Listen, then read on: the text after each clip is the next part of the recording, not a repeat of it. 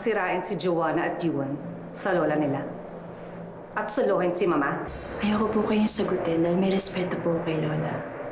Pero mali po yung iniisip niyo sa akin. Pasensya na po, umiiwas lang po ako sa gulo. Paano kayo iiwas?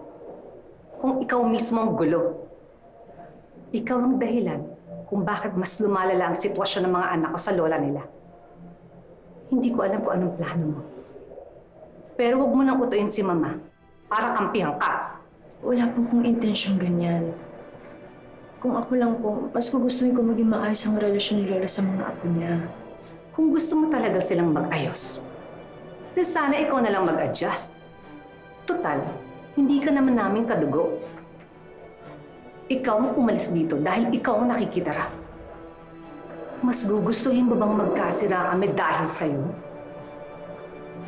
Lumugar ka, ikaw ang umalis dito.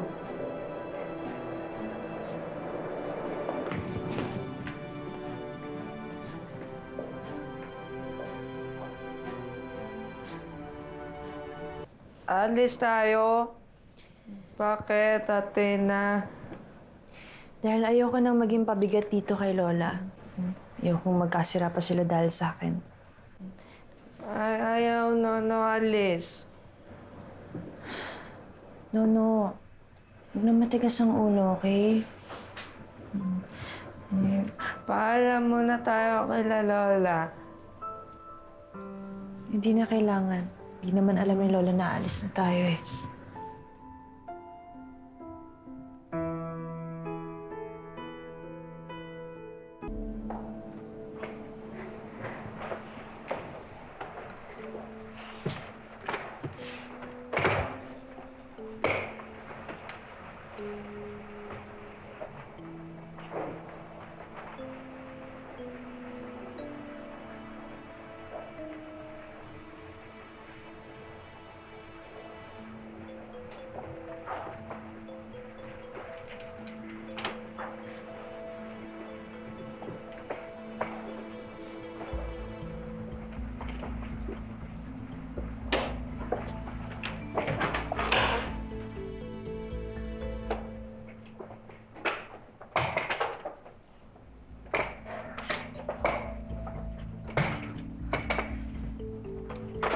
Crystal, nasaan si Madam Aurea?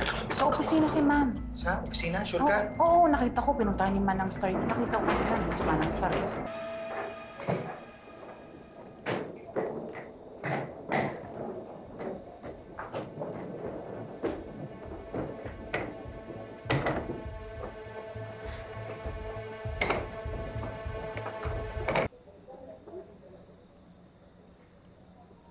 Lola?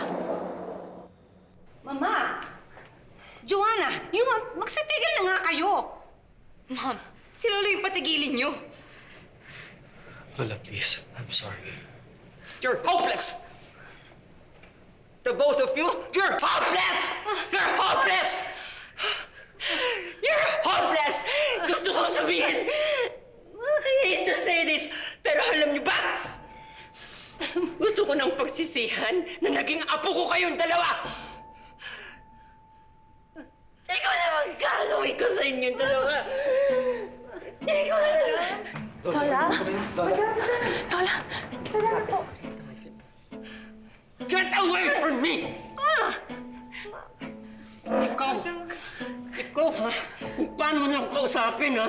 Kung paano mo ko sagutin, ha? Mama! Ama!